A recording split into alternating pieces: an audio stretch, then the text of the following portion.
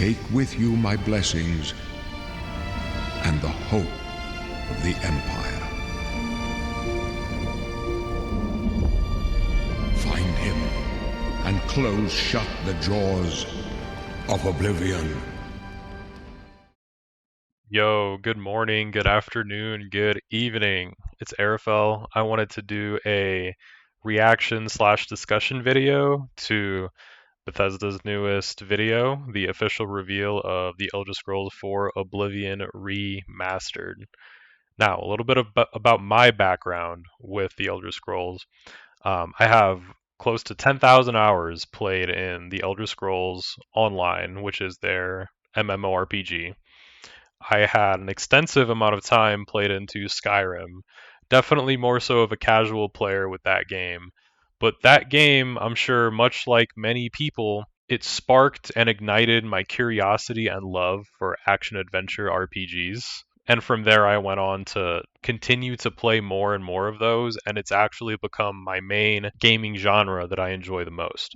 When Oblivion came out, I was too busy playing games like Call of Duty 4, Modern Warfare, Halo 2 and 3. I was playing shooters, and I was quite young at the time. Definitely didn't really understand the grand scope of a game like Oblivion.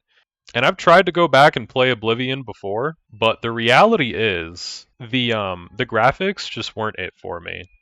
I didn't like the graphics. They were too old and dated, just not something I could really get in tune with. And now seeing this, but I want to do something where we can discuss and just kind of put my thoughts out there about Bethesda as a company and what they're doing with this and just how I feel about this whole remaster. So let's go ahead and get into it. Let's start watching this, man. I'm so hyped.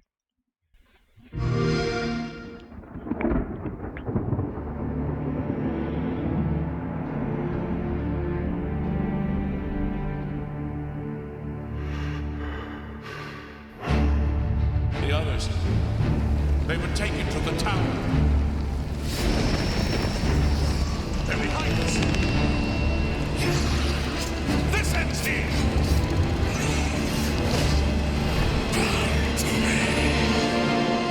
You hold our future in your hands. Take with you my blessings and the hope of the Empire. Find him and close shut the jaws of Oblivion.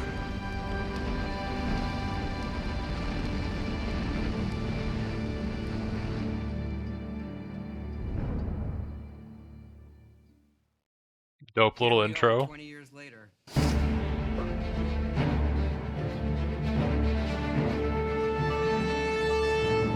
When you think about the Elder Scrolls, to us it goes beyond game franchise. Yeah, it's the DNA of Bethesda Game Studios.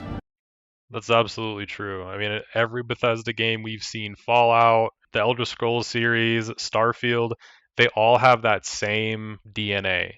The same sort of user interface, interacting with NPCs, multiple choice dialogue options. So he's absolutely right. Obviously, we're working on the 6th chapter here, but what's great about the Elder Scrolls is being able to look He just skimmed over that really quick, but he said, obviously, we're working on the 6th chapter here. Elder Scrolls 6 coming who knows when.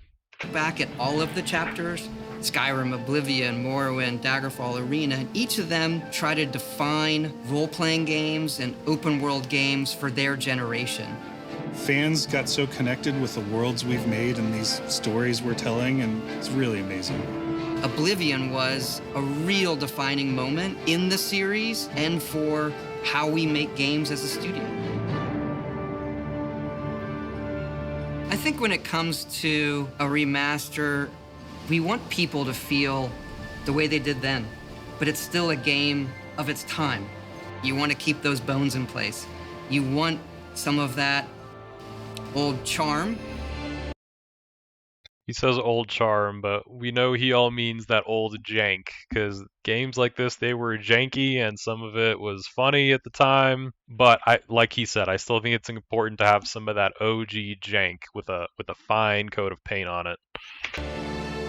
coming back to Oblivion now with this tremendous visual update is absolutely amazing. It's the world I remember, but better.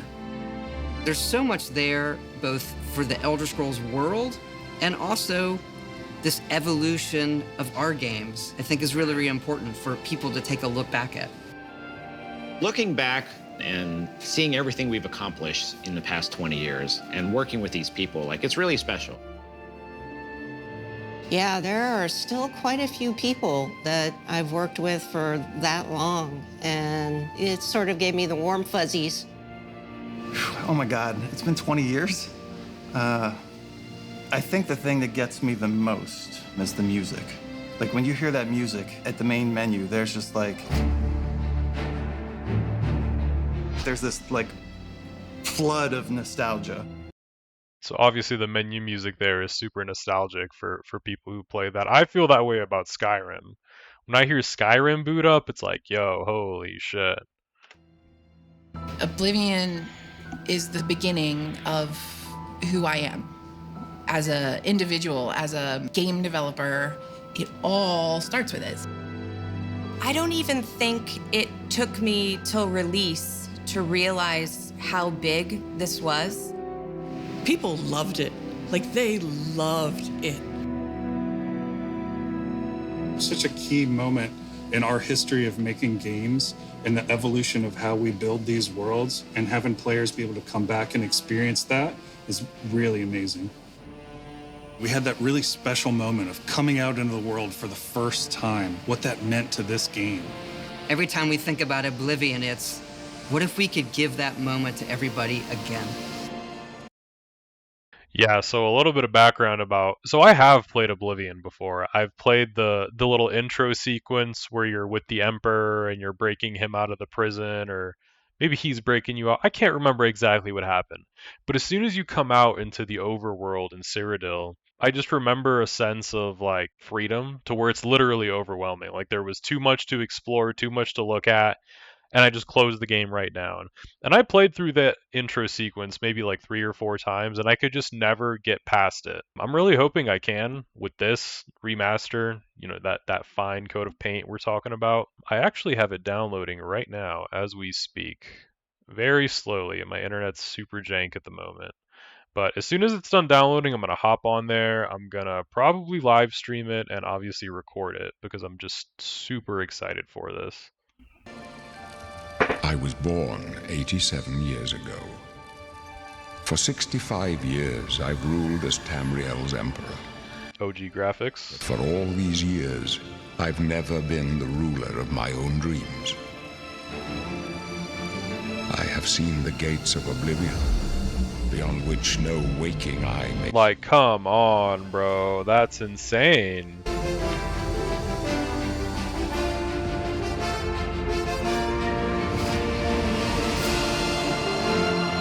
Play that back.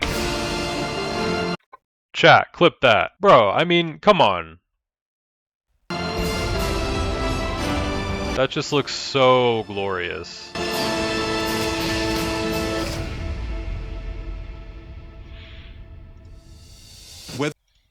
Whether you're reliving these moments or experiencing them for the first time, the world of Oblivion Remastered immediately looks and feels incredible. When we decided to remaster Oblivion, we were really picky about finding the right partner. From the very beginning of this project, we had one rule. We weren't going to do this if we weren't going to be able to do it right. That's good. Our partners at Virtuous went above and beyond to bring our vision to life. The care and love they've poured into the Oblivion Remaster has been absolutely breathtaking. Welcome to Paris, and welcome to Virtuous. Our team here has been hard at work delivering the best remastered Oblivion experience possible. We've worked with Bethesda Game Studios on other projects in the past, so we know what makes that team and their games special. So this is remastered by Virtuous Game Studios, published by Bethesda. Okay.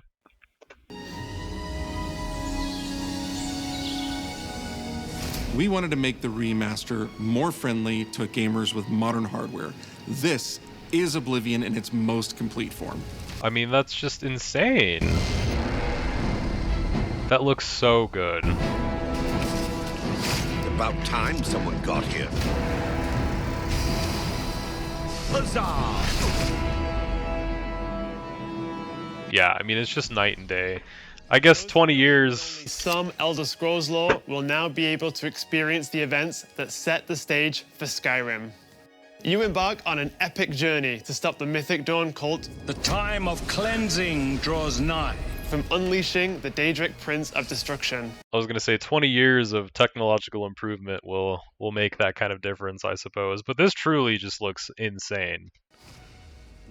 And it's 120 gigabytes, by the way. So, like, it better look insane type shit. What was the Oblivion Crisis? What happened to the previous Emperor of Cyrodiil? Why are there only 8 divines instead of 9? In addition to the core game, the remaster contains all add-ons, including story expansions, Shivering Isles, and Knights of the Nine, so you get the full experience. On a personal level, it was really important to me to ensure that we're preserving the magic of the original experience. At the end of the day, we're all fans too. This is a dream project for me, right? I'm a fan. I have been always a fan. Well, I played Oblivion for perhaps 10,000 hours. 10,000 hours on a single-player game is absolutely diabolical. I mean, I have 10,000 hours on the Elder Scrolls Online, which is a massively multiplayer online game, and I've spent most of that time in PvP in Cyrodiil, which is where Oblivion takes place, and I don't really know anything about the lore, the history, I mean anything. I just kind of play it and I enjoy it for what it is, so it'll be cool to kind of dive in and see, like, why I'm even doing all that for 10,000 hours, you know what I mean? Oblivion was my first Elder Scrolls game, and it was one of the games that made me want to be a game developer. The best way to describe it would be to call it a love letter. You will find your own path, but there will be blood and death before the end.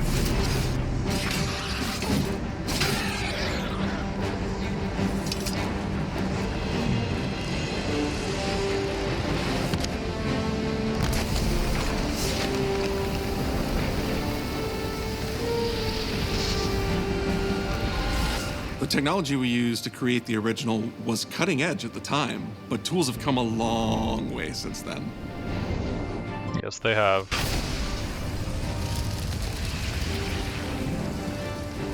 The original Oblivion is still the heart and soul of the remaster, but we Good, use good. Unreal Engine 5 to help achieve all our visual goals. Unreal Engine 5. Oblivion game engine as the brain and Unreal 5 as the body. The brain drives all the world logic and gameplay, and the body brings to life the experience that players have loved for almost 20 years. But it's not just about pure fidelity. We knew we had to preserve the distinct style, making it as uniquely Oblivion as possible. The brush opens a portal into the painting. You're stuck here like I am. The Isles, a wonderful place. Good for a visit. Or eternity. We've leveraged nearly every major feature from the latest version of Unreal 5. Our goal was to push the visuals to the next level using the latest technologies. We created brand new, highly detailed character models and stunning landscapes that use millions of polygons in each asset. Gonians and Khajiits in Unreal Engine is crazy. They look really good. And he's saying millions of polygons in each asset. When he says each asset, this one tree, millions of polygons. You know, this fucking deck here, millions of polygons. And again, that's why the file size is so large. And I dabble in Unreal Engine 5 myself. Obviously, I could never create something like this, but I kind of understand what it means from a fidelity perspective, like graphics-wise, to use Unreal Engine 5 to recreate such an iconic world. So that is truly amazing. I think they made a fantastic choice to use Unreal Engine 5 and create all these fantastic assets using modern technology, like the nanite technology that Unreal Engine 5 offers to actually give us the ability to have these millions and millions of polygons in one asset, allowing us a truly impressive level of detail in the world. Every single asset in this game was completely redesigned and handcrafted from scratch. Yeah, that's insane. Advanced real-time lighting system that accurately simulates how light interacts with the environment. This results in more realistic lighting and atmospheric effects. While the original game had limited dynamic shadows, now the entire world reacts naturally to light. Unreal Engine makes that really easy by just plugging in sections of atmospheric lighting and volumetric clouds and whatnot. It makes it super easy, but it's the fine tuning of it that becomes complicated where you're, say this lamp right here, say it was lit, then it's a whole new light source. The cause for a lot of frame drop in most modern games that are coming out is actually stuff like that, is the increase of lighting sources, casting new shadows, and creating the need for extra ray tracing instances, stuff like that. I think we all kind of saw it if you played the Indiana Jones game. I forgot the full name. It's just so forgettable. But that suffered from huge performance issues. So I'm excited to see how this is going to run on my rig. I have a pretty decent rig. It's a 4070 Ti Super Intel i9 14900K. So it's a good rig, 64 gigabytes RAM. The video card has 12 gigs VRAM, so it should max FPS almost everything. I've been playing Black Myth Wukong on cinematic settings at 100 plus FPS. Technology that really enhanced performance in our characters. He left us a warning. Heed it! Unreal tools helped us create the base mesh of our characters. From there, our artists sculpt each race individually to adapt it to the mesh. That's awesome. To share the model, rig, and textures. As a result, all races, including Argonians, Orcs, and Khajiits, are built on the same base mesh, making the lip sync system more effective even when the characters have very different facial features. Welcome to the guild. We have access to so many modern rendering features. You'll see them in something as simple as running through a forest. Insects flying around, fish swimming in the water, light filtering through the leaves. Thanks to these technological advances, you feel even more immersed in this living, breathing world. You'll really believe you're in Cyrodiil. I believe you can handle a more... Wow, man. I mean, that was just such an insane shot here. Viewing the Imperial City from on top of this mountain, where when you're probably down there, like in the spawn point, you look up here and it probably just looks like a background asset. But the fact that he's actually up here, just looking down at the Imperial City, that's pretty rad. In Cyrodiil. I believe you can handle a more complicated assignment. I would like you to retrieve a carved panel from the central chamber of the High Thane.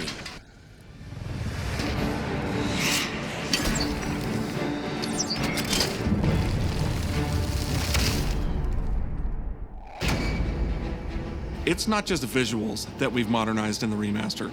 It's gameplay.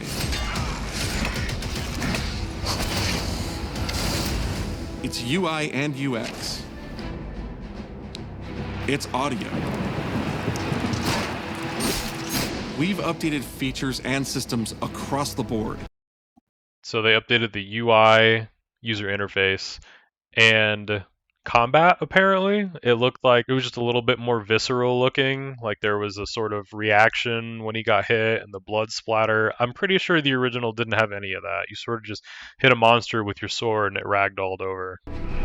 We've changed the approach to leveling, which I think will make a lot of people happy. It's inspired by the leveling systems of both Oblivion and Skyrim, so it's the best of both worlds. Cool. We were able to fully recreate the character models, creating a physicality that feels more human. You see that in places like combat animations, where there's a lot more separation between the upper and lower body, and all the animations have more flourish. Combat in the original Oblivion didn't have sound effects, visual effects, or hit reactions. Now you'll get blood splatters, sparks, and controller feedback.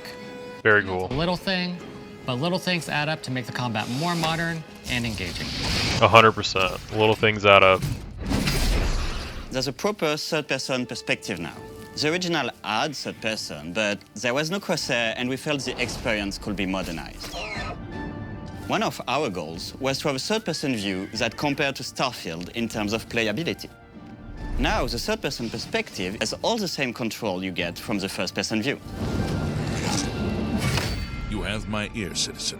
When Oblivion first launched, Greetings. How goes it?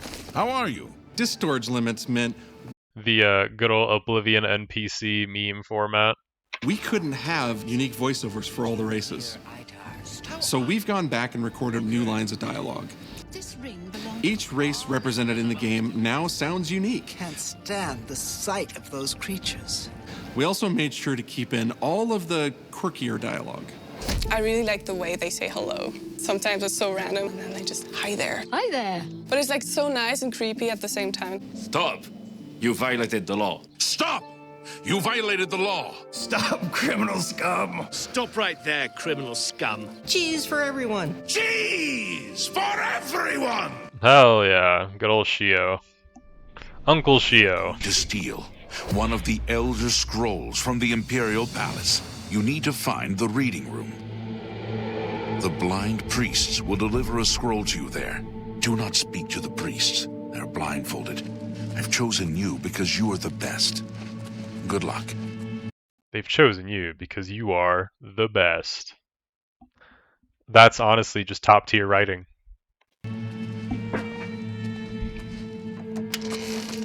Stop! You violated the law. Your stolen goods are now forfeit. Then pay with your blood! I mean, this genuinely looks so good. As games have developed over the past 20 years, players have come to expect a certain suite of tools and controls. Like sprinting. Sprinting is an interesting one because it was such a big debate internally among our teams. Some of us were absolute purists, but ultimately, we decided it's 2025 and people are going to want to sprint. In fact, all of the character locomotion has been completely redone from scratch, and that has a huge impact from the very beginning of the game. That's a fair assumption to believe that everyone would like to sprint. Yes, sprinting is definitely something that's become commonplace in all video games over the years. If we look back at like Halo 3, obviously it didn't have sprinting, and it was around the time of this game. It was the same sort of era of gaming where Halo was sort of popular because you couldn't sprint. You would play lower sensitivity on it versus a game like Call of Duty where you could sprint. It was just easier to fine-tune your aim that way versus a game like Call of Duty where you were able to be super mobile, in Call of Duty games now, even more so. And with that, we've seen sensitivity options be doubled, sometimes tripled in some cases, because people need that extra responsiveness and ability to have that reaction time against the faster movement abilities. But yeah, point is, sprinting just wasn't a huge thing in this era of gaming. But now I feel like it's definitely a very good thing for them to implement. We're going to want to traverse the world quicker and more efficiently. Every single updated or new feature was implemented with the player in mind. It all comes down to what makes Oblivion, Oblivion. What are those features that just immediately come to mind for players when they think of the game? The mini-games are the mini-games. Those are so iconic to Oblivion. Great! How's it go again? Like lockpicking. You can put a fresh coat of paint on it, but you can't change it too much because it's part of the core experience. You said it right there, fresh coat of paint, but you can't change it because it's part of the core experience. I mean, that's so true. If you were to completely redesign lockpicking for it to be like how it is in, Elder Scrolls Online or Starfield or Skyrim, it wouldn't be Oblivion anymore. It'd be those games. But I do think I don't know exactly how the leveling system worked in Oblivion, but he did say earlier that the leveling system was revamped to sort of combine Skyrim and Oblivion. Probably a good choice because the Skyrim leveling system was very loved. It's something a lot of people like to grind, and it was very just sort of deep. A lot of options, a lot of different routes you could go. You're returning to Cyrodiil, or you're a newcomer. I'm going to follow you and watch you and worship the ground you walk on. Ah, yes. Instantly feel at home. The adoring fan. It just feels better. We've modernized a lot, but it's still the same incredible adventure and the same carefully handcrafted world. That's awesome. I'm honestly super, super excited to play this. Like, I don't even have words for how excited I am. I know we're not done watching this official reveal, but I highly recommend, If you want to see the rest of it, check it out in your own time. If you enjoy the video and you like or dislike what I have to say, leave a like, maybe subscribe if you feel like it. I'll leave my Twitch channel down in the description. Feel free to drop a follow there. I do live stream occasionally, maybe once or twice a week. The first comment, the Pope dies and all of a sudden the gates of Oblivion are opened. That's insane. All of a sudden I'm extremely sick and will not be able to make it into work for the remainder of the week. That's so real, man. I love gamers. But like I said, awesome reveal video from Bethesda.